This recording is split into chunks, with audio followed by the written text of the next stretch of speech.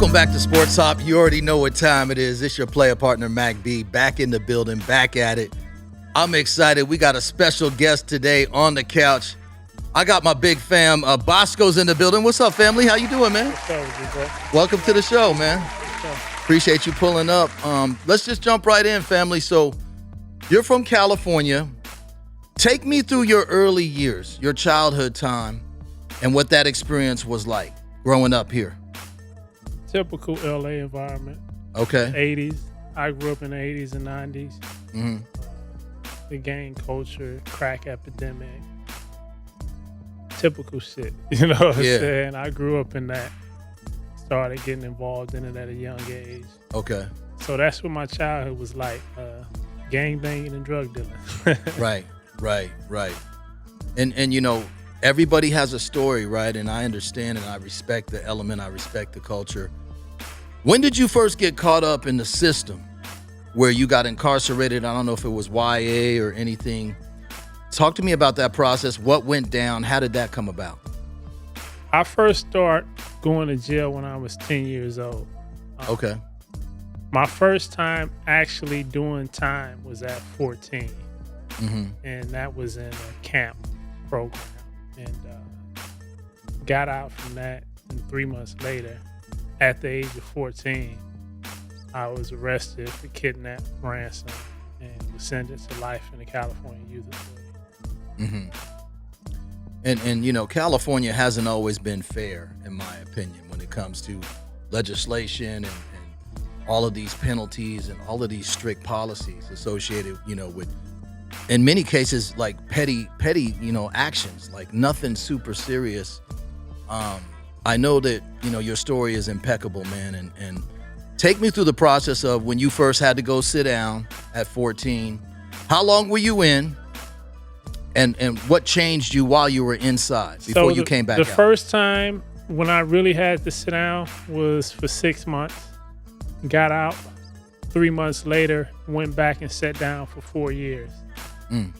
And that was in the California Youth Authority. While I was in the California Youth Authority, I caught an assault charge and was sent to California Department of Corrections at the age of 17. Mm-hmm. And since I had life in the California Youth Authority, I was supposed to go back to the California Youth Authority after I finished the 3-year sentence I got for the assault in the California Department of Corrections. 2 different institutions here. You have California Youth Authority was for people who were sentenced in an adult court, and you can be held until you're 25, to whereas California Department of Corrections were for people who were sentenced in the adult court rather than the juvenile court, and for adults pretty much. And so when I caught the assault in the California Youth Authority, I got sentenced to 3 years in the California Department of Corrections.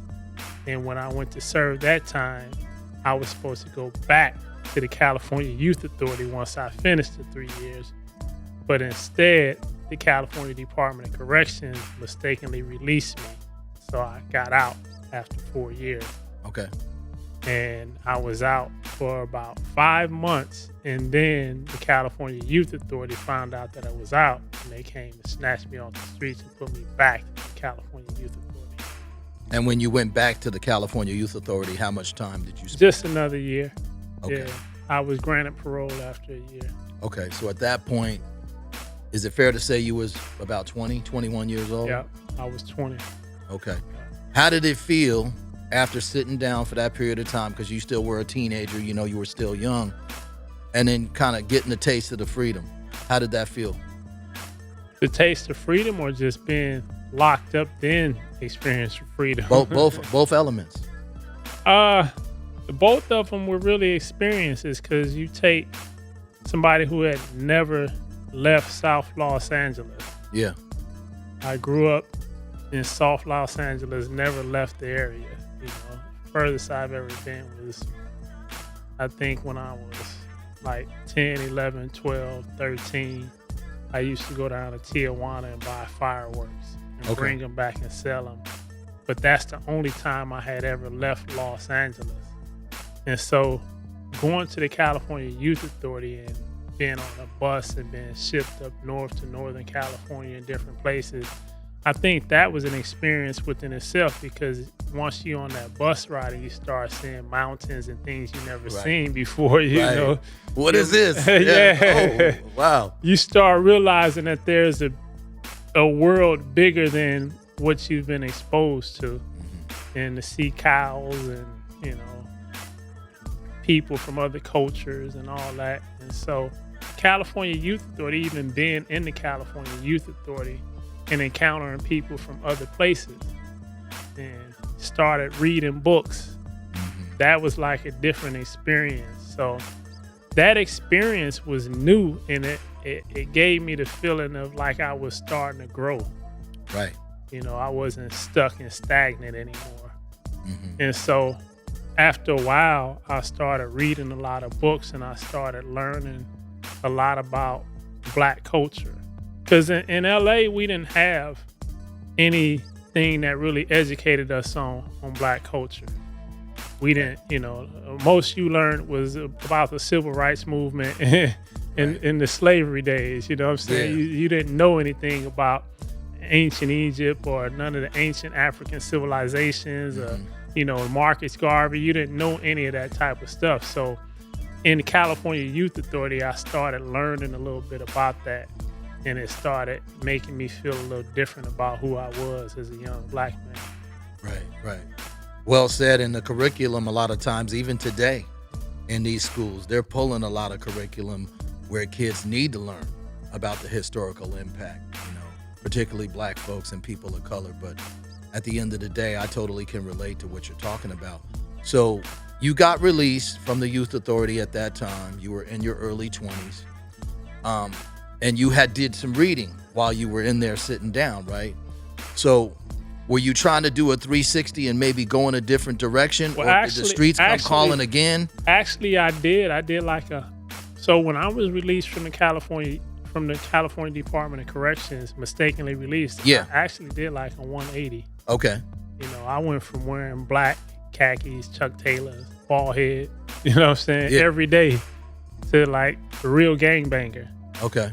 Into this guy who was wearing colors. know, I was wearing tan, and you know what I'm saying? Right. Ain't nothing wrong with tan now. You know what I'm saying? I'm rocking it now. You know, and just had a different disposition about myself, because I had started reading and learning a little more. Yeah. And so when I got out, I wasn't really active like that. I wasn't involved. I hung out, you know, still hung out in the neighborhood with people, but I wasn't that active gang member that I was when I went to the California Youth Authority. You know, I was a little bit more chill. Right. I was so chill that, you know, some people didn't even recognize me. Right. You know, I wasn't that same person, so people noticed that. So yeah, I did like a 180-degree change. Right. And then once I was snatched back up by the California Youth Authority, I realized that no matter how much you tried to change, your past would always come back to haunt you. And with that mindset, I told myself that from that day on, I would just try to get as much money as I could, because that's the only thing people respected in America. Right. So when I got out of California Youth Authority, I just went back to hustling hard. Okay. And you caught a case, attempted possession of marijuana and money laundering. Is that what led you to get back in terms of incarcerated? Were you on the run? How did all that go down? Yeah, that was years later, when I was 28. Okay. So I actually went back to prison in between there.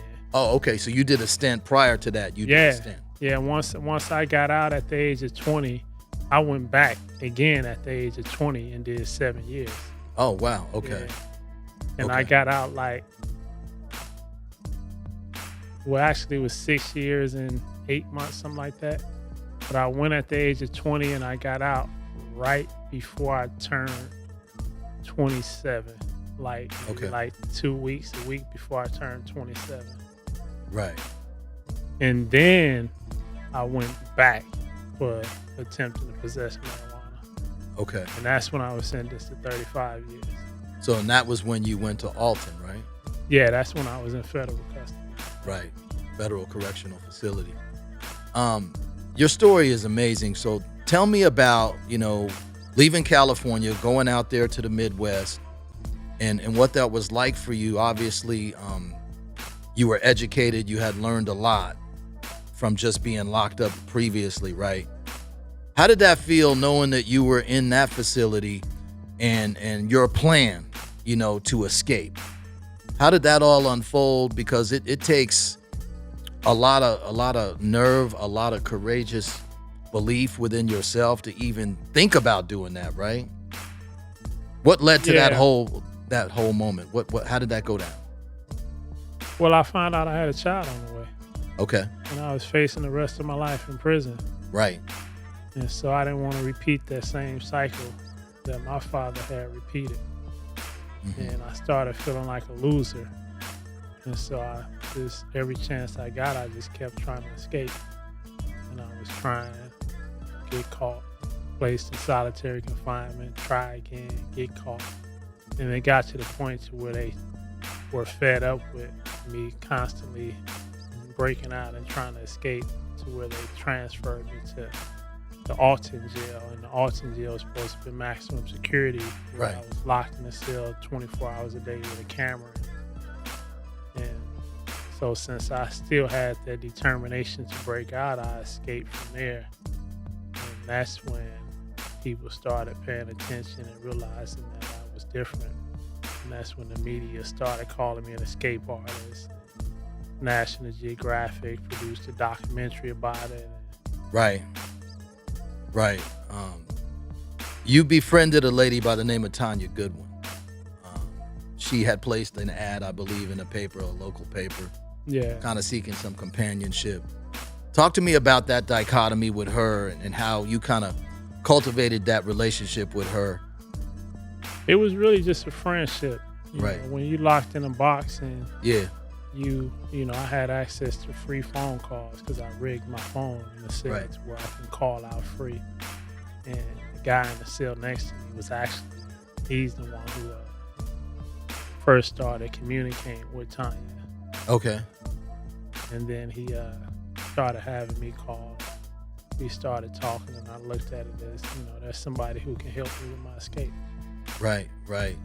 And from the time, because I know you had attempted to escape previously from another facility, from the time you got to Alton, walk me through that plan, like from start to finish. Was it like a 30-day plan? Did it take 6 months? Was it a matter of weeks? Because it took months. It took a lot of months. Because you never know when opportunity is going to come. You're trying to create opportunity, but everything has to align. Right. And it's all about the right time and, getting the right tools, the right resources, all of that stuff coming together. Right. But it took probably about 8 months from the time I got to Alton before I was able to execute the escape. Right, because you got your hands on a book, right? And it had a saw inside the book, right? Yeah. And that was kind of like that was the missing link. Yeah. Because without that, you wouldn't have been able to go through the ceiling, the roof. Yeah. How physically challenging was that? With limited supplies, right? I know you're a strong dude, but I'm sure that took like a while to cut through the base of that ceiling. Because the saw wasn't made for that. Yeah. That saw was made to be on a machine. Okay. And so you trying to do it manually with your hand, this little tiny saw that goes on a Sawzall machine. Right. It was a lot of work. It was more work I ever did in my life. Right. Yeah. But you were determined. Yeah. You were determined. And then there were times where, because they come and check on you, right? So you might be in the middle of cutting or climbing or peeping out what was above that ceiling, right? And you could hear the alarm go off, right, when they would come through the doors? Well, it's not the alarm. You can just hear the doors opening. Okay. Because when you're above in the attic, you can hear everything going on below. It's like, because you have all the ventilation systems, so everything, every cell and every hallway has a vent. Yeah. And noise travels through that vent.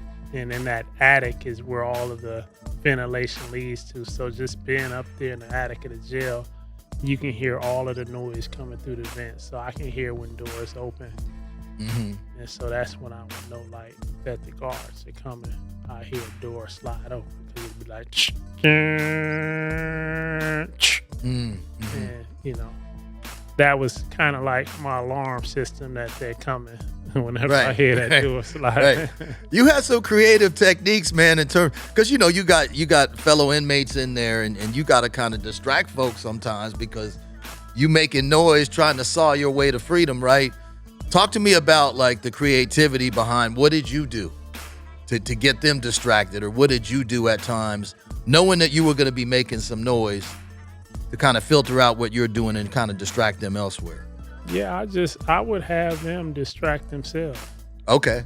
You know, right. Just give them something to entertain themselves. And one thing that in prison, one of the main sources of entertainment is just talking, rapping, singing. You know, get everybody to just be loud, just hype the unit up. Right. You know, get everybody excited, cracking jokes, talking shit. And that noise was able to drown out some of the noise that I was making. Right. Beating on the walls, making beats. Yeah. Boom, boom, boom, boom. Okay. Right. Once you got the unit riled up and loud, you know, you can still hear it, but you can't really discern what it is. It's just like a faint noise in the mix of all other noise. And you kind of created like a rope out of sheets, right? Yeah. Out of blankets, right? And did you know like the distance from where you were when you had to go through that vent and climb down? Yeah. How steep of a drop was that? About 60 feet. 60 feet? Yeah. Wow. Okay. So you had to accumulate enough bed linen over time. But not really. You know, the blankets are pretty strong. Yeah. It's wool blankets, so you can make little thin strips. So if you got a blanket that's what? Typical blanket in prison, I think, is like 7 feet. Yeah. 7 feet by, 6 or something like that. Okay. So if you got 7 feet, you know what I'm saying, and you can cut that thing in 10 different strips. Right. You know what I'm saying? You got at least 5 feet on each one after you tie the knot. So 10 times 5, that's 50 feet. That's enough for me, you know, anywhere from 50 to 60 feet. That's enough to get me down there low enough to where I can hang from the rest. Right. Did you ever get nervous, man? I'm sure you were at times, because you could have easily gotten caught, right, in the middle of trying to, you know, put this whole situation together. Talk to me about those times where I'm sure they did like a bunk check on you, and I know the guards sometimes look through the window and they don't always come in, but talk to me about dealing with those circumstances. Yeah, I mean, that was part of the routine. Like, once you're in prison, you know, you become used to that. Yeah. You become used to guards just popping up at your cell. You Right. being searched, being strip searched. And it's just like growing up in the hood. You get used to people coming by popping shots at you. Right. So you wouldn't be as nervous as someone else when you're used to it. Like, even in encountering the police, we don't get as nervous as the average person would, because we encounter them on a daily basis. Right. You know, we become desensitized to it. And the same thing in there, like, become desensitized to the fact that the police at any minute, they can pop in here and I got a lot to lose, and I can pretty much just lose it, because that's what you do. You lose a lot. Yeah. That's how you end Life up is in a that gamble, you system. know? Right. Yeah. You got to play to win, and you surely did, and you did it well. Yeah, but there's, you know, like I think a lot of the surprise elements, and a lot of it was portrayed good in the documentary and in the movie. You know, and I think that's what, you know, when people really get into the story, like, I can talk about it all day right now, but it's not going to be as entertaining and impactful as them actually reading it in the book or watching the documentary or watching the movie and getting that experience. So I don't really know how to explain it. You know what I'm saying? Like, I could give people my overall story, what I did and how I'm doing things now, but like the detail part, I think is best for them to just read that book right there. Watch it, you know what I'm saying? Right. Because that's going to be more entertaining than listening to me sell it. Right. When you did do the escape and Tanya picked you up, how long were you actually out before they came and caught up with you? I don't want to ruin it. Tell them, man. They got, Okay. you know what I'm saying? I got you. Okay. All right. Speaking of the book, Chasin Freedum, there's two of them, right? And the first one, I believe you penned while you were locked up, correct? Yeah. So it's really the same book, just a different cover and a little updated forward and afterward. So this one right here is the one that you wrote when you were incarcerated. Yeah. Okay. How long did it take you to put this together? About a year. Okay. All right. I've been told it's a good read. I'm going to definitely pick it up. Both of them. Talk to me about you not only writing this memoir while you were locked up, but also studying law and learning, the system, the judicial system, where you actually represented yourself in federal court. Yeah. So after I escaped, that third escape from Alton, the National Geographic Channel produced a documentary about that escape, and they aired it around the world. I started getting mail from people who were touched by my story. They wanted to know more, and they thought I was smart. And I found it ironic that you had people whom I never even met thought that I didn't belong to be in prison and who thought that I was smart. But on the other hand, you had the criminal justice system who said that I deserved to die in prison and that I was a bad guy. And so I wanted, in order to answer a lot of questions I was getting from people in the mail, and to give kind of insight on how somebody who is smart or, can also find themselves in the criminal justice system. And a lot of times it doesn't really have anything to do with being smart. It's about, a lot of it is influence from how you're brought up, your environment. Like most of us who come from where we come from, it's more so like this false sense of culture that was given to us. It was where we are, I want to say like we everybody has a choice, but when your choices are limited, it's like you can present options to people. Here's 5 options, pick one. But we're coming up how I came up and where I came up at in the 80s and 90s. There weren't many options. Right. You was limited, right? The options were limited. Right. So, and I had to choose one of them. So I wanted people to understand that we're not inherently bad people. It's just that we grow up in environments that lack resources, environments that are impoverished, and environments where mental health crisis is real. Right. And when you have those 3 factors, it's a high chance that the men in those communities are going to find themselves in prison. Especially when you have a system that is designed to incarcerate Black men. And I wanted to explain all of that. And so that's why I wrote that book right there. Right. And it was more so to give people details on how I grew up and give people a blueprint of how you can prevent your son or your child from being exposed to that same environment and being in a position where they had to pick from those narrow set of options. And I also wanted to inspire people from my community so that they can know how to not fall into this same trap. Right. And so what I did was I just put my entire life on paper to help people identify how we become who we are and how you cannot become that type of person. And as I was writing that book, I didn't know what I was going to title. I just knew I wanted to put my story on paper to help. And as I was writing it, I started feeling a sense of freedom. And that's where I got the title Chasin Freedum, D-U-M. Right. Because all my life I have been trying to feel that feeling, but I start feeling it in solitary confinement. I felt free. It was like a burden was lifted from me because I now had a purpose. And my purpose, even though I wasted so many years behind bars, my purpose was to use my story to inspire and hopefully inspire change in the overall system and people. And they gave me a sense of freedom. So I titled the book Chasin Freedum, Pursuing It the Wrong Way. All my life I was pursuing it the wrong way, when in actuality, freedom is something you find within inside. Once you find your meaning and purpose in life and you start taking steps to fulfill it, you will be free no matter where you are, even inside a prison cell. And so I self-published that book.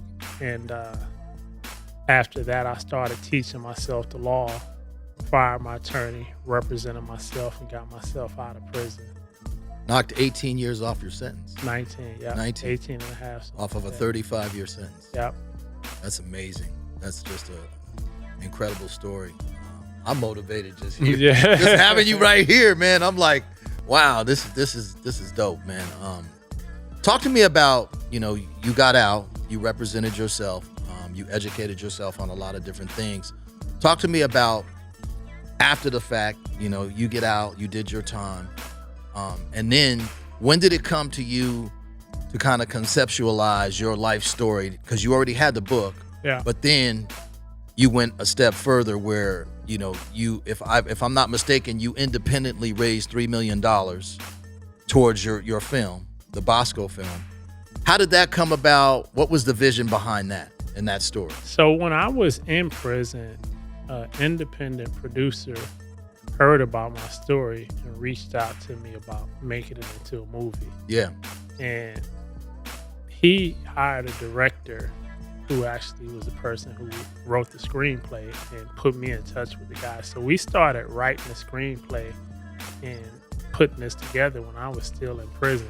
Wow. And we kind of so me and the director and writer got real close in prison. It kind of came to a standstill, but one of the goals of the director and writer was to help kind of get my story out there, to kind of galvanize some type of support to where people can start advocating for me to get out of prison, because I didn't have any of that. I didn't have not one person trying to advocate or support me getting out of prison. There was no organizations or nobody, I'm saying. I had to do it all myself. So that was one of the goals, but yeah, surprising to them, I got myself out of prison.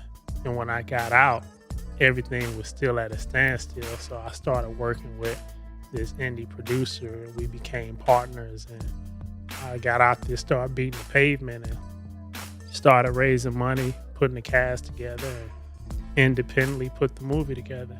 Right. Once we finished producing and had everything wrapped up, NBC Universal picked it up and optioned as a license deal and made it a Peacock original. #1 movie on Peacock Yep. streaming. I'm just like, man, that's just, if that's not motivation for anybody watching the show, I don't know what is. That's just an amazing story, man. And I definitely am proud, man. And I'm just honored to have you here. And you also have a second version of the book, Chasin Freedum. And I'm sure that they're similar in certain ways, but there's probably some differences too, right? Yeah, so really that's the cover's different. There's a different forward and Right. afterward in that book. And you incorporate the movie poster a little bit there on that book cover. So that's Right. more so the edition that came out after the movie came out. Right. That's the raw cover you see Okay. in prison. I ain't had no clothes on that one, you know what I'm saying? Right. That's the original, right, and some right. people want to have that relation to the authentic original version. So Right. I'm excited to see where you're going. So what's next for you? Are you doing any kind of motivational speaking? yeah, that's my passion right there. I like to go around speaking, sharing my story, and not just my story, but just tools Yeah. that I developed over years of solitary confinement to develop that mindset of resiliency. Okay. How you can overcome obstacles and how you can take your misfortunes and turn them into a fortune. You know that saying, every brick or rock thrown at you, taken and build a castle. Right. And that's the way I look at life. Every hardship and everything that came to me, I accept it and I look at it as a blessing, and I try to turn it into something that's positive or use it as an asset to, to fulfill my purpose. And so I go around and I speak on that and try to give people those tools to help them develop that mindset so that they can do the same. Right. Talk to me about the relationship or the encounter, at least, with Vivica Fox, who played your mom in the film. Tyrese played your father, as well as Aubrey Joseph, who actually played you. Talk to me about that. Yeah, Aubrey's like a brother to me. That's like my little bro. When I was in prison, we would hop on phone calls all the time. Okay. Because he was actually the first person to come on board once he heard my story when I was in prison. Really? I used to talk to him, and he agreed to get on board then. And so we go way back, and he's like a little bro. Good dude, sharp. Yeah. Way advanced for his years. I think Aubrey's like 24 now. Yeah, he's young. Yeah, but he got the mind of a 40-year-old. Right. Yeah, really good. Like the next Denzel, for real. Oh, yeah, talented actor. Yeah. Yeah. Vivica's cool, too. Vivica's real professional.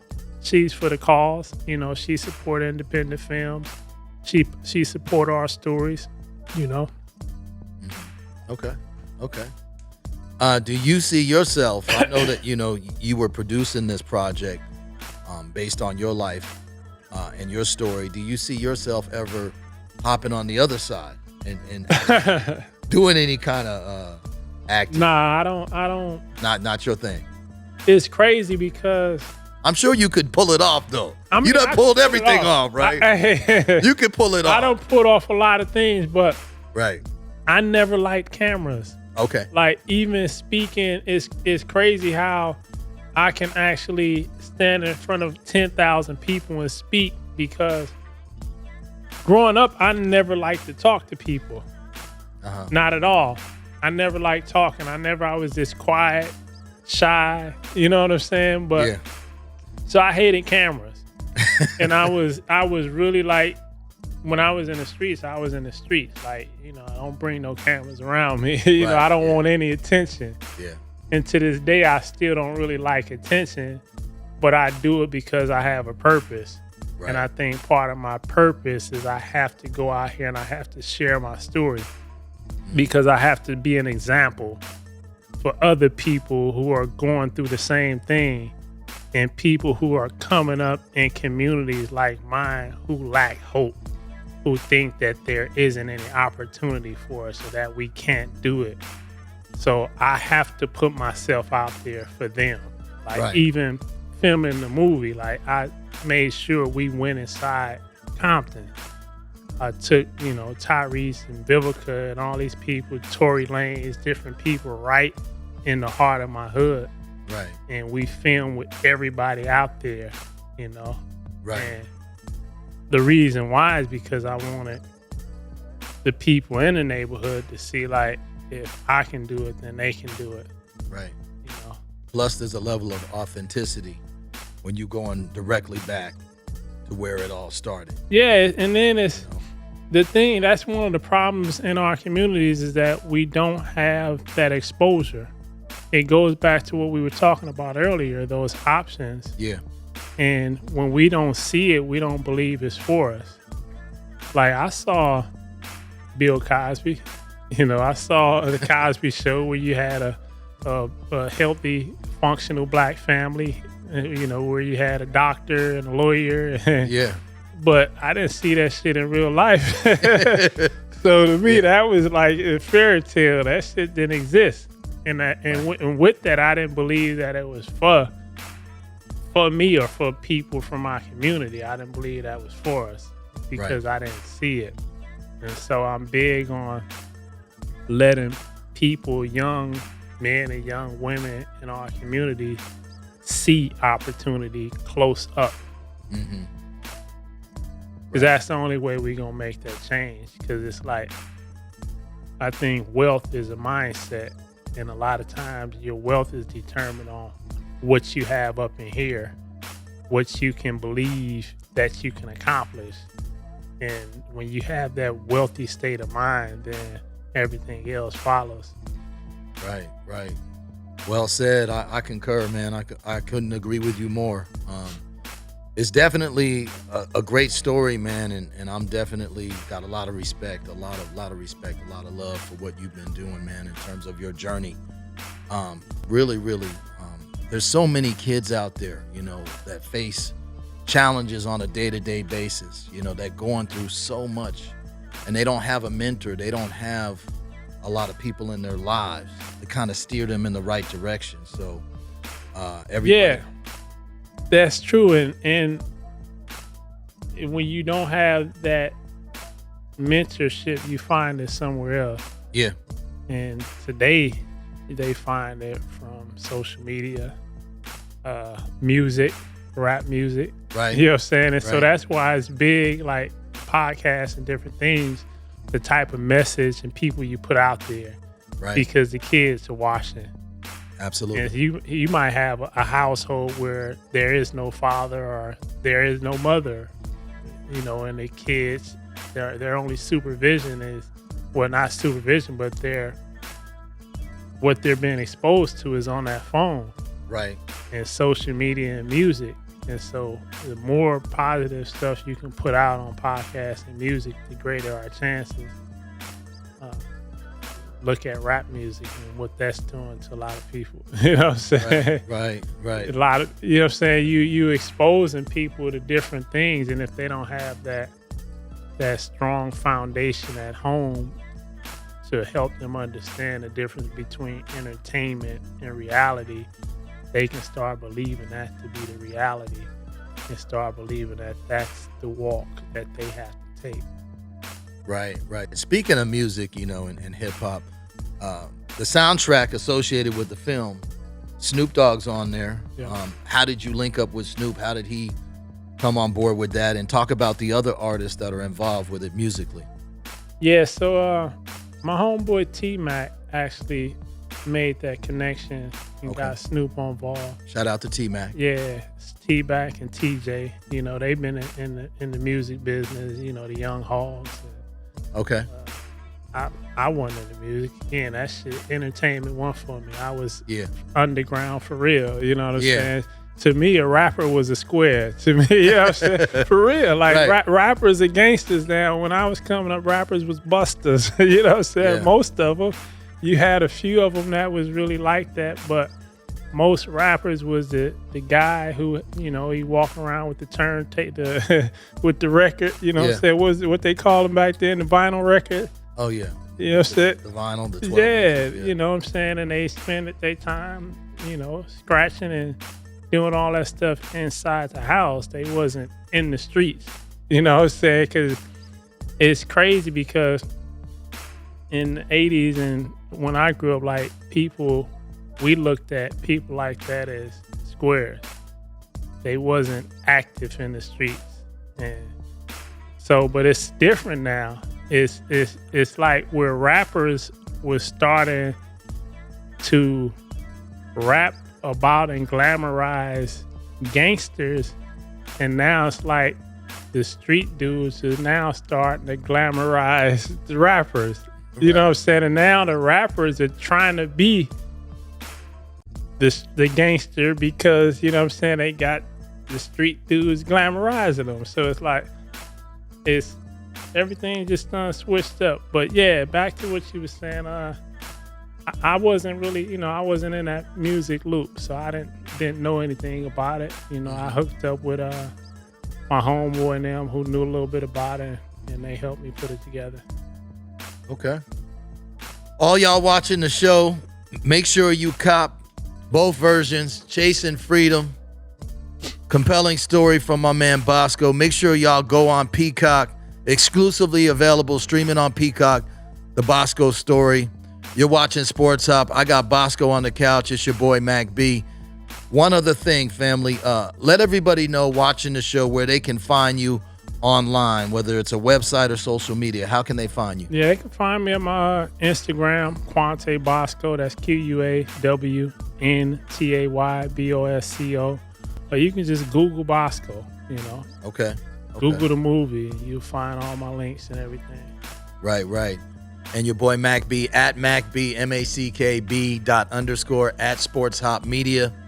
Don't you go nowhere. You're watching Sports Hop.